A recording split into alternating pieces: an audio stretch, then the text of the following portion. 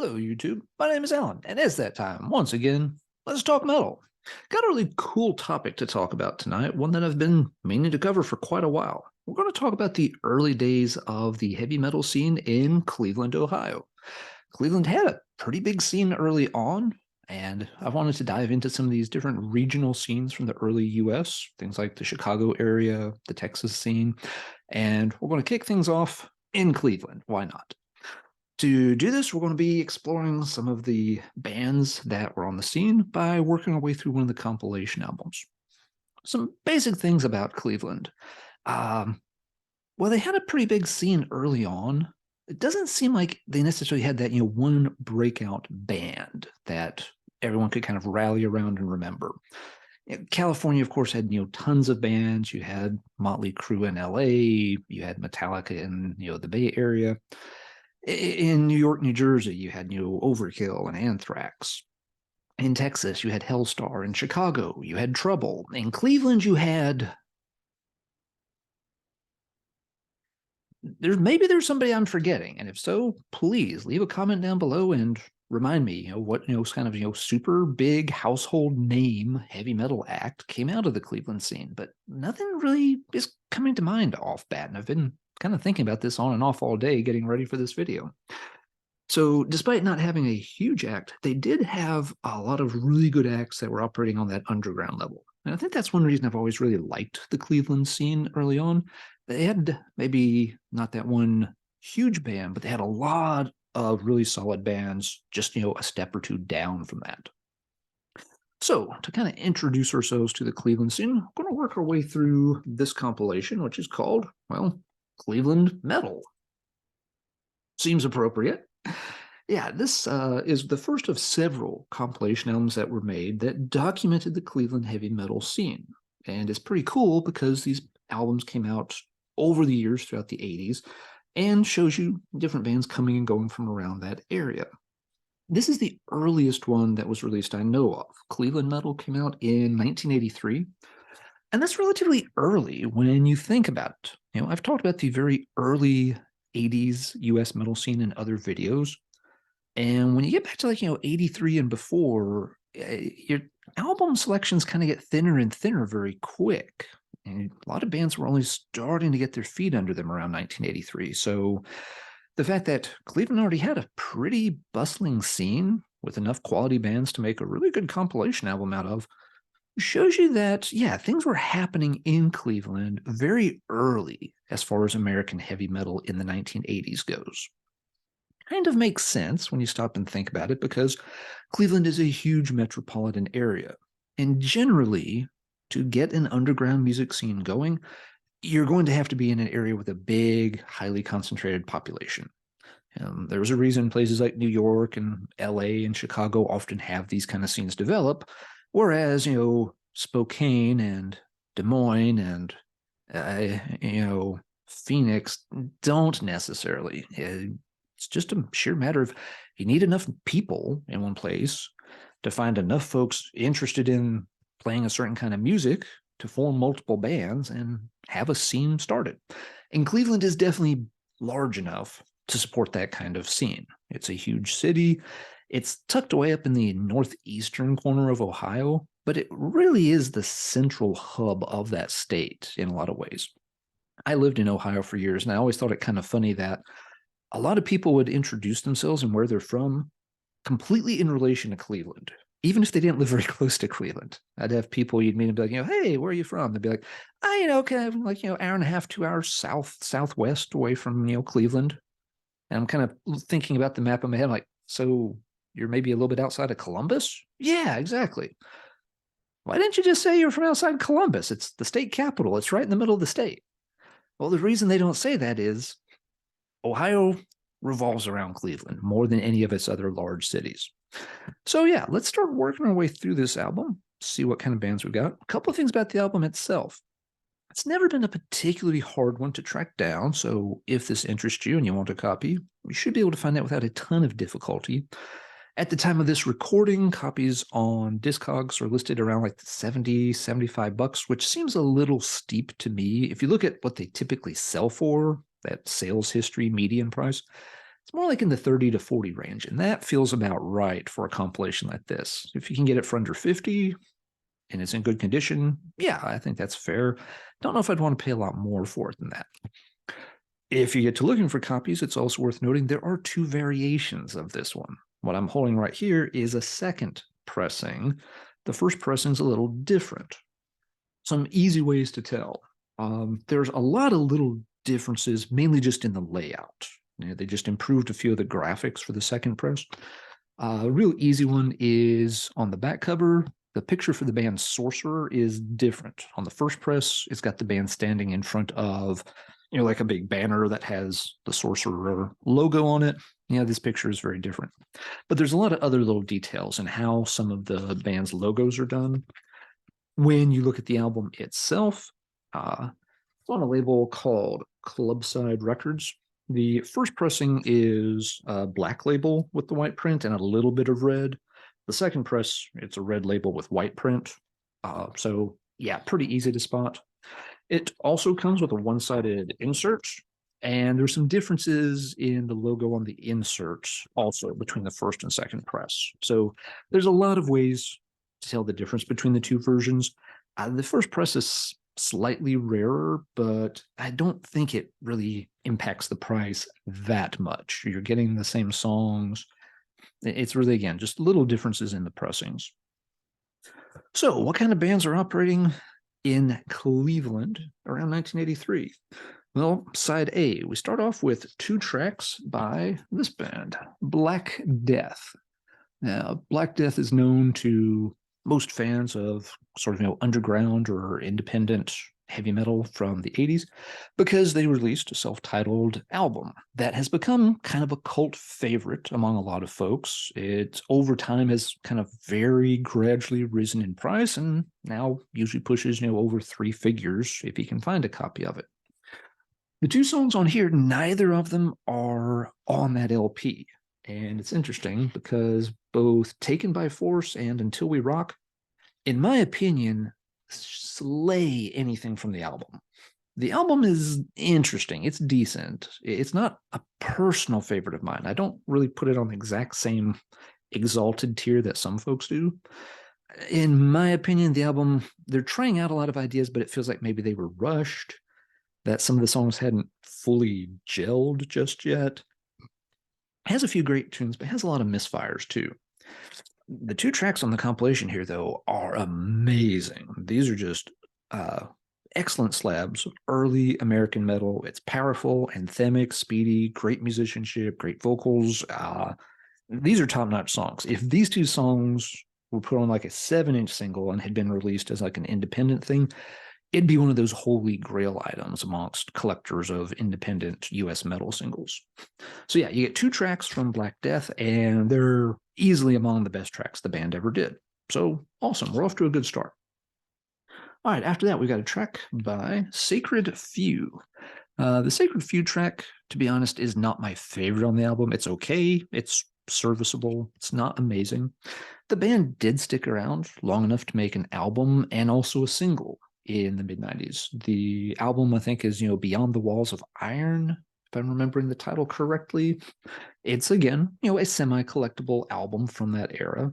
So the band stuck around long enough to do that. All their stuff was released on Skull Records, if I remember correct. All right, next up, we have a band called Cerberus, pictured over here. Cerberus contributes an instrumental. I've never understood why bands would contribute instrumentals to things. I guess in this case, it's because they don't have a vocalist listed. We've got a drummer, 2 guitars, and a bassist, but nobody wants to sing. If you don't have a vocalist, it's probably not time to appear on a compilation album yet. Very rarely are those tracks going to catch enough people's attention that it's going to help move your band forward. Cerberus did not do a whole lot of material. I've poked around online, and doesn't look like they made many appearances on anything. Might have gotten a couple of tracks recorded on a demo at some point, is about it.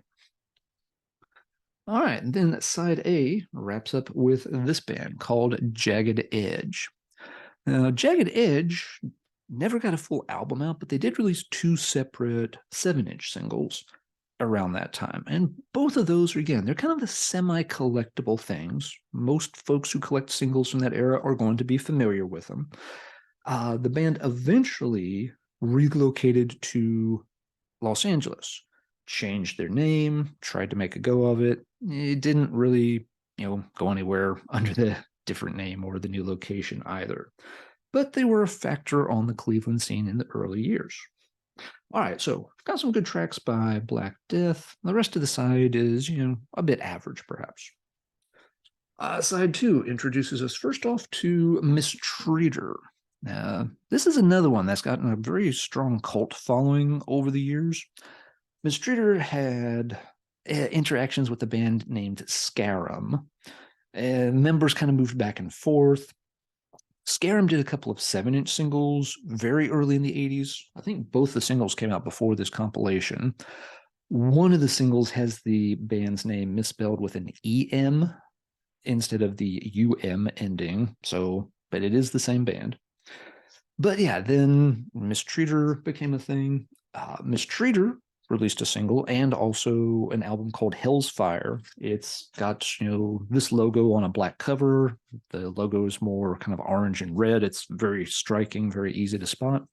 And that's another one, kind of like the Black Death album, that's become, one of these sought after collectibles and has climbed up, above the $100 price range a lot. The Mistreater track on here, quite good, solid Cleveland sound. Cleveland metal, if I haven't said it already, it's often kind of defined by a very no-nonsense, blue-collar kind of aesthetic to it. They don't really lean glammy. They don't lean too thrashy. It's just very good, solid American metal. Mistreater is very good at this style. Now, after that first album came out, the band sort of fell apart. One guy who had been in the band and moved to the band Scarem came back to the band Mistreater, but brought most of the Scarem lineup with him. And they ended up releasing another album called Swami, but this was much later. This was around 1987. So there's a second Mistreater album with a guy who was a Mistreater, but it's kind of the Scarem band operating under Mistreater. It gets a little incestuous and confusing there. But the bottom line is the lineup between the two Mistreater albums, very, very different. Several years had elapsed. I'm not really familiar with the Swami album. I might have heard it at some point in the past. It didn't make an impression one way or the other if I did hear it. It's not regarded quite as highly as the Hell's Fire album, but it just still has a following. So yeah, the Mistreater catalog is considered to be a pretty good one. All right, after Mistreater, we get a couple of tracks from Breaker. This includes, let's see, you've got 10 Seconds In, which is a song that they would put onto their only full album later. You get an early version of it here. And also a song called Walking the Wire. Breaker had a really strong vocalist in Jim Hamar. They played, again, this very straightforward, no-nonsense kind of heavy metal. The band name Breaker tells you one of their main influences was Accept. That's the kind of sound they're going for, just with a vocalist who, has like a really clean, strong voice instead of, the characteristic kind of gravelly voice of Udo. Breaker had a single out early on also, and they did get that one album out I mentioned. It's called Get Tough. It's a fantastic slab of Cleveland metal put out on the Auburn Records label. And Auburn was really central for the Cleveland scene. A lot of these bands, did get product out through Auburn. And while they weren't, a global entity with, worldwide distribution, they did manage to get the product out there so that, again, most of these bands, at least, fans in the underground became aware of them over time. These weren't micro pressings of 200 copies that disappeared and, are impossible to find or anything. A lot of the stuff you can find on Auburn, and it's, reasonably priced even today. And a lot of the bands are pretty high quality. Breaker, the Get Tough album, is a personal favorite of mine. It's a fantastic album.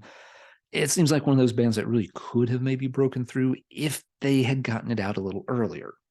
Because see, again, this is 83, and they've got a 7-inch out, and they're showing up on compilations, but that Get Tough album didn't make it out until 87. And by that time, their style of heavy metal was, feeling a bit outclassed. It was living in the shadows between glam metal giants and thrash metal titans. And there just wasn't as much enthusiasm or market share for a band like Breaker. Real shame, because it's an excellent album. The band got back together later and put out an EP around 99 called Accept. In case you didn't get the Breaker reference, they spell it out for you. And even the EP is fantastic and has some killer songs on it. So you can see there's some live material available from the band as well that's been put out by Auburn over the years. Excellent band. So got two great tracks from Breaker. Next up, we've got another known entity from the Cleveland scene, Shock Paris. Shock Paris contributes a song called Go Down Fighting. This would show up on their first album as well.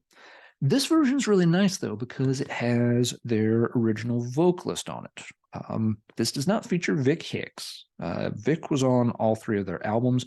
He's got a very distinctive, kind of deeper, slightly gravelly voice. I'm not doing it well at all. I sound like a sick Muppet. He sounds actually really good as a singer. I always liked his voice quite a bit. But on this particular version of Go Down Fighting, you get to hear their original vocalist do it. His name, double checking to make sure I get it right here because I keep forgetting it. Yeah, he's credited as Buddy McCormick, but real name appears to be Eric Reeves. And he did perform with some other bands in the Cleveland area as well. For example, he did vocals on a very rare 7-inch single by a band called Saber, entitled City in Flames. It comes with a black and white picture sleeve, and it's one of those monster rarities for 7-inch collectors to drool over and spend hundreds of dollars on if they can track down a copy. So this is the only track by Shock Paris I've ever heard Eric Reeves sing on. Maybe there's some other demo stuff from early on that he also played on, but by the time the first album came out, Vic Hicks was behind the mic, and he is one better than the other. Again, personally, I like Hicks's voice a lot. I think he certainly gives the band a little more character and a more unique sound. Certainly nothing wrong with the way Eric Reeves sounds on this, but, it might have been a little bit generic. The band, I think, stands out better with the more unique frontman. Shock Paris would release 3 albums through the 80s. The last one might have come out just in the earliest 90s. The first 2 are really good. I like both of those. Go for the Throat is great. Steel and Starlight is really good. It's a little cleaner sounding, perhaps. I know some people feel like maybe it's a little too slick, but I have no problems with it. Excellent album. The third album, Concrete Killers, I haven't heard it in ages. I had it a long time ago. Didn't really get into it a lot, even though I liked the other 2, so I had eventually traded it off. The band did get back together and release a new album called Full Metal Jacket just within the past couple of years. I want to say it was maybe 2020 or 2019 when that came out. I saw it. I never got around to checking it out. Checking out these reunion albums by bands decades after they broke up, it's just never high on my list of priorities. Too many times I've been disappointed, even though some bands do come back and do a good job with it. But yeah, so you get a cool look into Shock Paris and get to hear the original vocalist. And then the album wraps up with a band called Sorcerer and a track called Bloodline. Sorcerer I didn't find out much about. Poking around, they did appear on at least one more Cleveland area compilation with a different song. And we'll talk about that one on a different day. But the song here is really good. It's heavy, maybe a slightly dark vibe to it, but, really nicely written and nicely played. It's one of the stronger tracks on the album, and, this is an album where they're having to compete with Breaker, Shock Paris, Mistreater, Black Death, bands that all put out more stuff and developed a fan base. And the Sorcerer track is, right up there with it. So a little bit of a shame, perhaps, that Sorcerer didn't get a chance to break through. Don't know what happened to them. Like so many bands, they at least to get a chance to immortalize 1 or 2 tracks in wax before they just faded off into the sunset. So yeah, at the end of the album, you've got a really good selection of stuff, and you're also getting to check out a lot of bands that did stick around on the scene for a while and put out some more stuff. Had some singles, made a few albums, some demos. Except for Sorcerer, actually. Sorcerer and Cerberus are the only 2 of these bands that just kind of seem to have disappeared pretty suddenly. The others all stuck around on the scene. So that means you got 6 bands that at least had some name recognition and some staying power. That's an incredibly good ratio for a compilation like this, especially from this early on in the scene. So, yeah, there's an introduction to Cleveland's heavy metal scene circa 1983. So, now let's talk Cleveland metal in the comments down below. Again, is there a big name act from Cleveland that I am just completely forgetting? Now, maybe they had someone come along much later, like death metal or black metal. I'm not thinking of anyone from that either, but I'm referring specifically towards 80s heavy metal. Is there some large band that made it big, was on a major label that I just can't think of right now? If so, please let me down below know down below. What do you think of these particular acts? Any of these stand out as personal favorites if you've heard other material by them? If so, which ones? In the future, I'll be making some additional videos on other scenes. We'll visit Chicago, we'll visit Texas, but we'll also come back to Cleveland and work our way through some of the other compilation albums. Some of these bands like Sorcerer are going to make additional appearances, but we're also going to be introduced to some other bands that also did cool stuff knocking around the Cleveland heavy metal scene in the 1980s. All right, that is enough for this video. So until next time, everybody take care, and as always, keep banging your head, even when you visit Cleveland.